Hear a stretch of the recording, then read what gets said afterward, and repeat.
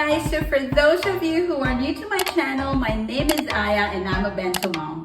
I make fun and creative lunchboxes from my daughter Zion. I'm also into gardening, homemaking, and family bonding. So if these are the things that interest you, please keep on watching. So happy Tuesday guys! So we're back to business. We're back to doing bento creations again. I've been MIA for the past month or a couple of months, I don't know, but we have been really busy with a lot of stuff. But so glad to be back doing creations again with you. So for today, or actually for the coming days as well, I plan to do a series again. So this is something that Zion was very fond of when she was little. So it's a part of her childhood really. Let's check and see what the ingredients are and kung anong gagawin natin for today. Alright guys, so this creation that I'm doing today is something that kids are very familiar of. So this is one of the toys na favorite ni Zion. So I'm planning to do a Shopkins series from today onwards. So for today, ang gagawin natin is Kooky of Shopkins. So our ingredients for the character, we have here plain rice or the white rice lang. So this is for the tooth ni Kooky. And then I have here dark brown colored rice. And then I also have light brown na colored rice. So for this one, the brown color, I used green leaf food coloring. So bahala na kayong magtansya kung gaano ka-dark or ka-light yung gusto nyo. But I really prefer na yung food coloring na brown is something like the sauce of an ulam like adobo or pork steak or beef steak or whatever na soy sauce based, basta brown. Kasi yung color mas malapit kay Kooky. So this one is more of like a champorado colored na brown, pero pwede na din. So ito lang yung ginamit ko kasi wala kaming ulam na brown sauce. And then I also have here pink colored rice. So for this one naman, I use the green leaves food coloring na pink. So you can use dragon fruit as well. Kung gusto nyo na organic or healthy yung inyong creation, that's fine as well. And then I also have Nora sheets here. So this one I use naman for the eyes ni Kooky. So I just cut dalawang semicircle na merong slight na parang cat's eye sa dulo. So, kung ayaw nyo lagyan ng cat's eye, half circle lang na line, that's fine. Basta dalawang curve line lang ang for the eyes na ginupit ko. Okay? And then, for the sides naman, so that's for the character. So, for the sides, I have lumpiang Shanghai for Zion's ulam today. And for the fruit, I have grapes. And then for her dessert, I have here this milk-coated biscuits na knickknacks. So of course, for our bento box, we'll be using this Yum Box na surf green.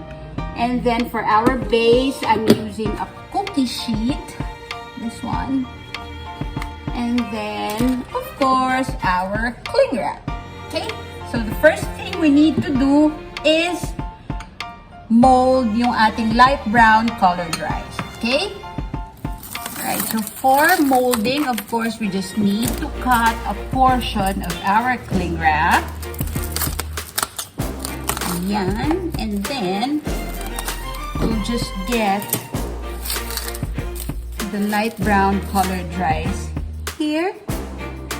So again, I prefer that you use something na soy sauce base or brown colored sauce na ulam kasi mas achieve yung color niya if you use that. But again, because we don't have na ulam na ganyan for today, so we're just using brown food color.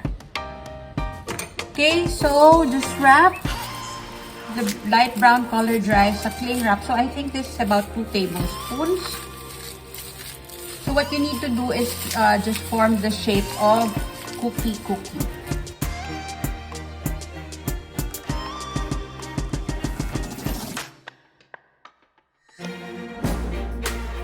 And then, sa bite marks, you just need to indent.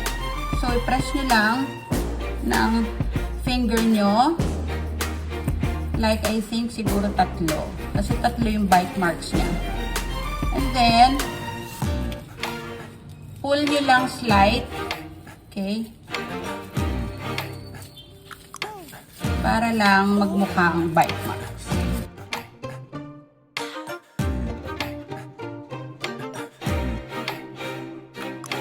So, magkakaroon siya ng 3 bite marks here. Push it with your finger. Push. Yan. So, 3 parang holes. Ipupush nyo sa side. And then, slowly pull nyo lang to create bite marks. Okay? So, the next thing that you need to do is cut a portion of the cling wrap again. And then, you need to make like a small circle para sa kanyang nose. Okay? So, very, very small circle lang. Just do a round shape. Ganyan. Like that. Okay? And then, we're gonna do, because she's a cookie, chocolate chip cookie, so meron siyang mga chips. So, this time, we're gonna be using yung ating brown colored, dark brown colored na rice.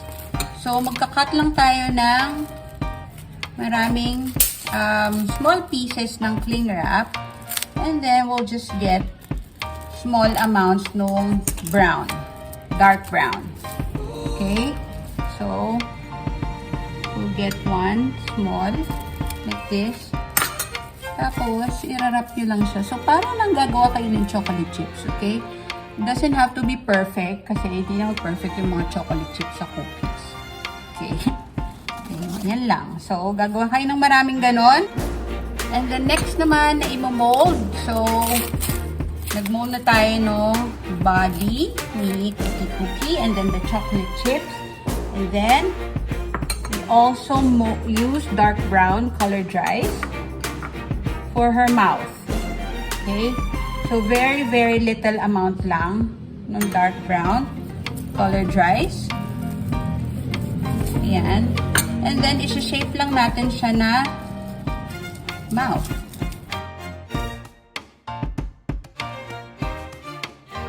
Form it into a ball and then just press it. And then, form yung kanyang mouth. So, make it a half circle and then medyo i-press nyo lang siya sa baba so that you can form her mouth like that. Yan. So, half circle and then press para parang nakasmile yung kanyang mouth. Right? So, this is where we put yung white color para sa kanyang tooth. Right? And then, of course, yung white colored rice for her small tooth.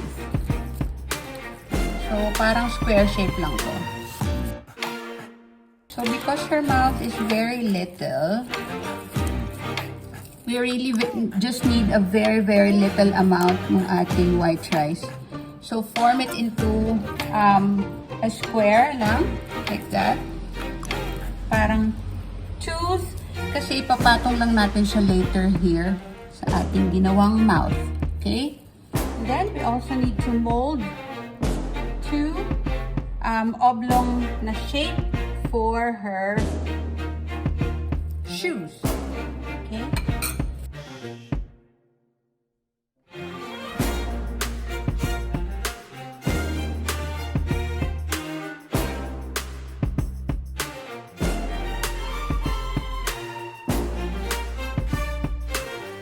Ayan. dalawang oblong shape for her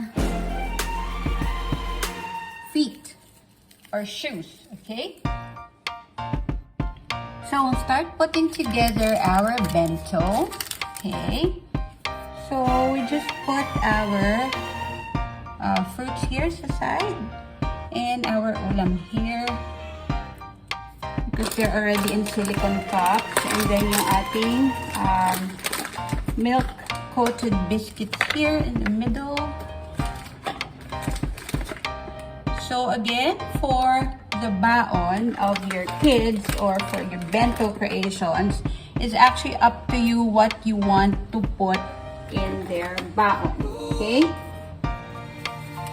And then, so we're gonna be putting this one, yung circle na ginawa natin with the bite mark. So ang ginawa ko lang guys is, I got a straw as well. So kanina, di ba, I poke my finger here to create the parang ridges or yung ganyan. So I just tried to use a straw para mas uniform. Okay?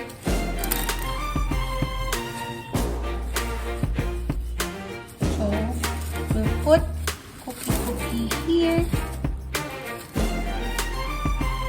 Ating bento box.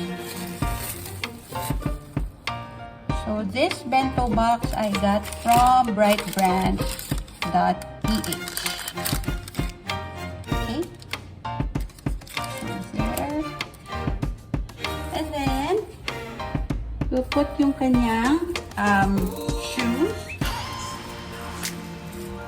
first. Okay, so I'm just trying to flatten yung pink na ginawa natin. So, dalawang pink na oblong shape ito for her shoes. Okay?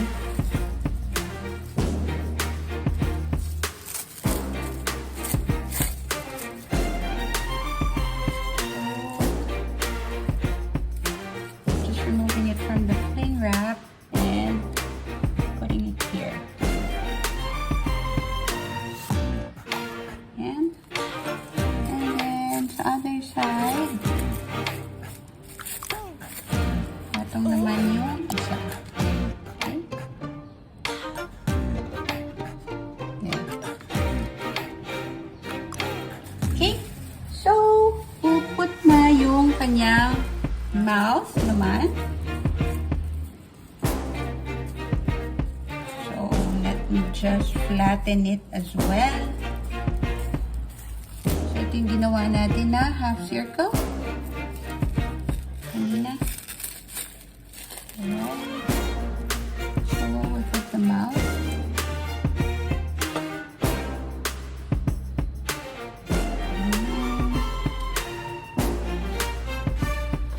And then, we'll put yung very small na tooth.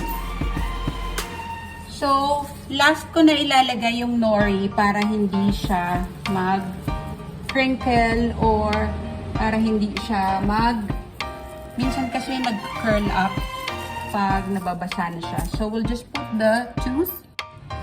Ayan. So, ilagay ko na yung eyes and nose and yung kanyang mga chocolate chips. Parang lunal. So, this is the finished product.